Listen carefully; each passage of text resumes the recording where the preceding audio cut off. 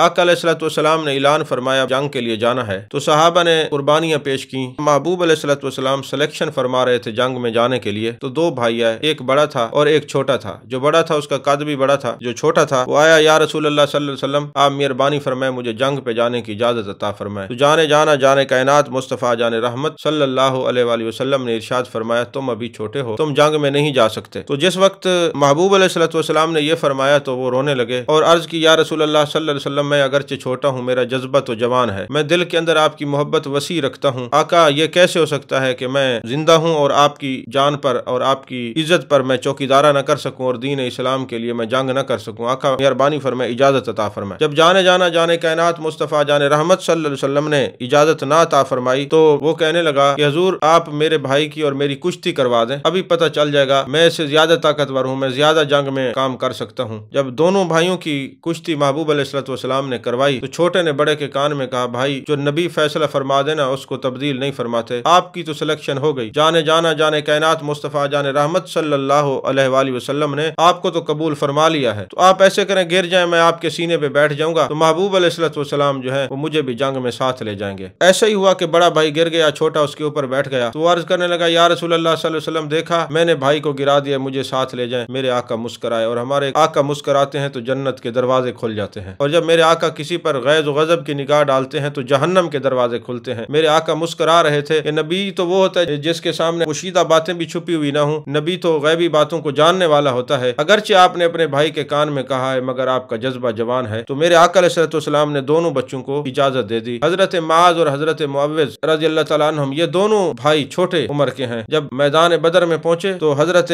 Abdurrahman bin of फरमाते हैं कि मैंने देखा कि दो बच्चे, एक मेरी दाएं तरफ आया है और एक बाएं तरफ, आके पूछते हैं, चचा जान ये बताएं अबू जहल कौन है? आपने अबू जहल को देखा है? क्योंकि ये मदीने से गए थे, छोटे बच्चे थे, इन्होंने देखा हुआ नहीं था। मैंने कहा बेटे तुम्हें उससे क्या काम है, वो तो कमालात भी रखता है जंग के और पहलवान भी है, ताकतवर भी है। हफीज जलंधरी ने इस मौके पे कहा कि बच्चों ने जो बात की ना कि कसम खाई है मरेंगे या मारेंगे इस नारी को, सुना है कि गालियां देता है महबूब बारी को। ये जो है ना महबूब अलैहिस्सलाम की शान में तनकीस करता है। आप हमें एक दफा दिखा दें वो है कौन? हजरत अब्दुर्रहमान बिन औफ फरमाते, मैंने इशारा किया कि वो मलऊन सामने फिरता है, वो कद जिसका ऊंचा नजर आ रहा है। तो ये दोनों वहां लपके बिजली की तरह, एक ने उसके घोड़े पर वार किया, दूसरे ने अबू जहल के ऊपर वार किया। तो जैसे ही अबू जहल पर वार किया वो गिर गया। अब जाने जाना जाने कायनात मुस्तफ़ा जाने रहमत सल्लल्लाहु अलैहि वसल्लम ने फरमाया अबू जहल की लाश को तलाश किया जाए। तो हजरत अब्दुल्ला बिन मसूद रज़ियल्लाहु तआला अन्हु, अब्दुल्ला बिन मसूद कौन है? मेरे आका अलैहिस्सलाम ने फरमाया ये मेरी उम्मत के उस्ताद है। जब ये तशरीफ लाते तो हजरत सिद्दीक़ अकबर भी तकरीर बंद फरमा देते, फरमाते ये उम्मत के उस्ताद हैं, इनको कलाम करना चाहिए। हजरत अब्दुल्ला बिन मसूद रज़ियल्लाहु तआला अन्हु फरमाते हैं अब मैं गया उसकी लाश को देखने के लिए तो वो आखिरी सांसें अबू जहल ले रहा था। आज तो कहते हैं ना हम लोग की आदतें सर से जाएंगी, लेकिन ये जो कतई काफिर होते हैं,